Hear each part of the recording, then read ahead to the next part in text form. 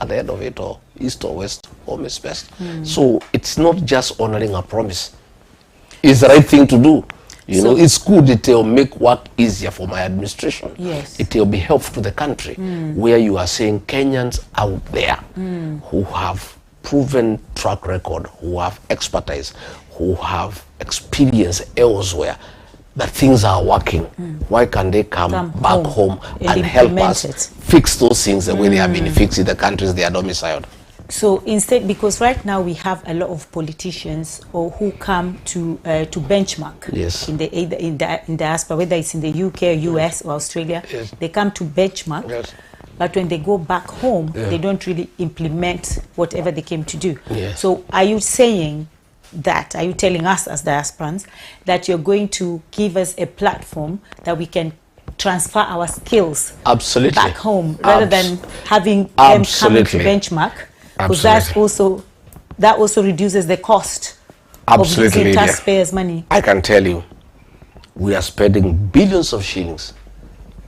Members of county assemblies traveling all over the world to go and benchmark, so that they can have transfer of knowledge and technology back home. Which they don't. We have billions of shillings by principal secretaries.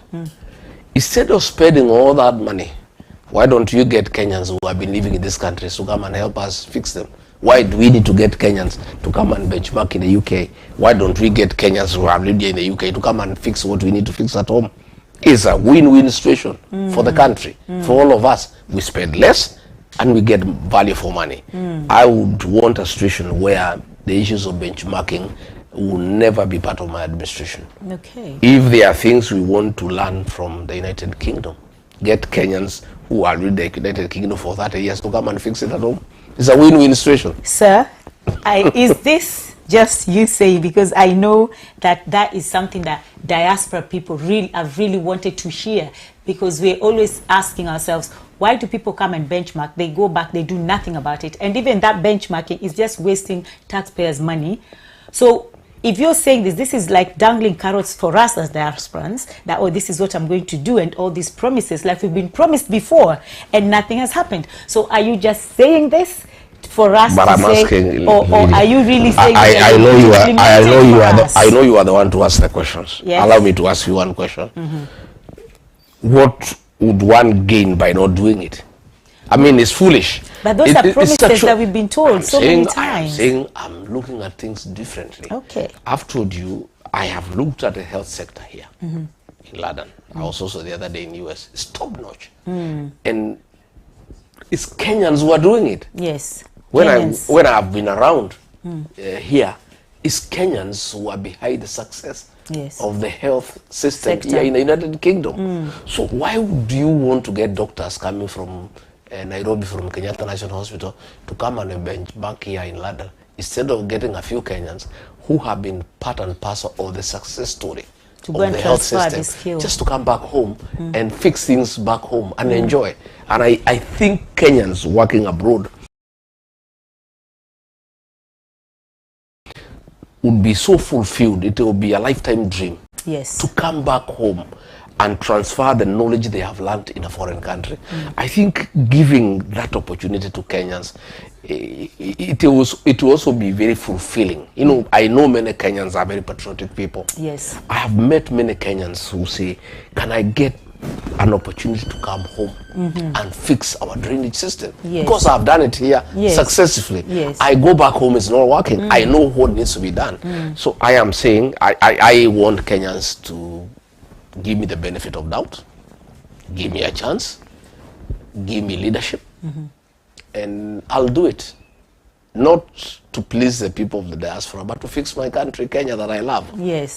So you're vying for presidency.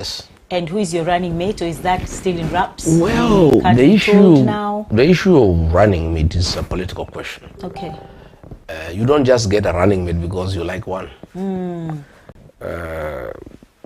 Getting elected president is a political process. And that political process means it's a game of numbers.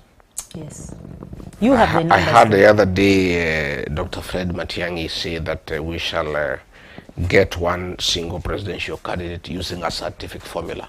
He's right. The science of politics is numbers. For you to get elected as president, you must mobilize voters to come and vote for you. So when you look for a running mate, numbers will play a huge role in that decision, because you must add what you control plus what somebody else can control, put it together to get 50 plus 1. So the decision of my running mate will be informed by science. Okay. The game of numbers. Yes. I must have a running mate, one who is competent, two who have a chemist like mine, who believes in the liberation of Kenya, who believes in good governance, who believes in transparency, who believes that Kenyans must be listened to, and who believes that Kenyans have a right to decide how they'll be governed. That is the first thing. Once he or she has achieved that qualification, then we look at what numbers are you able to put together. And let nobody cheat you that these decisions can be made without looking at numbers. William Ruto picked me as deputy president. Yes. By the way, he didn't like me at all. When he was speaking, he didn't like you? He didn't like me at all. Okay. He knew I'm a strong guy, and he didn't want anybody strong. He didn't want somebody who is an independent thinker, and he didn't want somebody who can stand to his ground and say this is wrong, this is right. But he needed numbers. So he picked me because I brought numbers. Game of numbers. He wanted me as a running mate, but he didn't want me as his deputy. He wanted you as a flower guy. Yeah. He wanted me as a guy to mobilize numbers, thereafter become a flower girl. Oh, wow. And then I couldn't be a flower girl. You refused. I can't be a flower girl. So he had to get rid of me and get a flower girl. So he got the best of the two worlds. He got one guy who can mobilize numbers. Okay? Yeah. Once he achieved the presidency, get rid of him, and now get another flower girl of what he desired. And now the only problem now he has to face an election. One, nobody can trust him. Because when you pick a running mate, you misuse him to get you numbers. When you accept the presidency, you get rid of him. For him now to get a running mate, there are many questions. Many people ask this guy, if Rigiji helped him to be president, mobilize the numbers, the minute he became president, kicked him out, can I trust him? He has serious trust deficit.